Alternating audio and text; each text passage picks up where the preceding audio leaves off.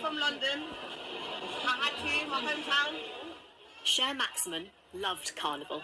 This is her at one in Bristol in the summer of 2023. But it would be in this familiar setting, just a year later, where she would lose her life. On the 25th of August last year, Cher was celebrating Notting Hill Carnival's Family Day with her friends and 3-year-old daughter. But also there was 20-year-old Shaquille Tibu, who after leaving home without a weapon, would hours later be holding a zombie knife. He was involved in a fight that broke out in the top left-hand corner of this video. The crowd surges away from what the court heard was a horrifying outbreak of violence between Tibu and his older brothers and 2 other men.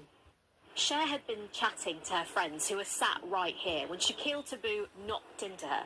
As she stumbled and turned to push him away, the knife he was holding went into her upper leg and she fell backwards.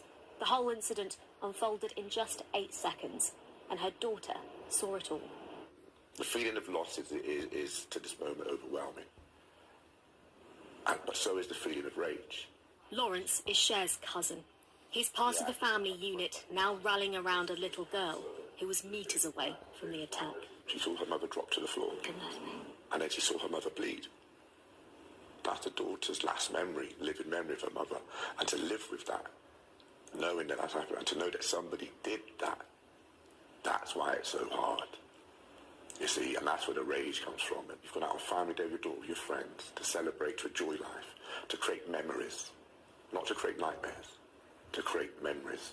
For that to happen, such a brutal attack, which will be a memory that will recur, that is what is so painful and hard to try to live with. I got one hand, I got the other. Yep. Shaquille Tibu was arrested 2 days later. He denied 32-year-old Cher's murder, but a jury has now found him guilty. Do you understand what I've said to you so far? Yeah. Okay. Cher died in hospital 6 days after the stabbing. A magical, joyous and loving human who cherished music, entertainment and family leaves a gaping hole in the lives of her loved ones. Her energy itself would fill the room with light. So that's really who she was. Yeah, she was a very bright light. It's still difficult to say how do we celebrate this life that was taken so prematurely, you know. But I think it goes into her daughter, and it's to give her daughter the best life and much love, and to be able to tell her of who her mother was. And who she was, they will never forget. Ashna Harinag, Sky News.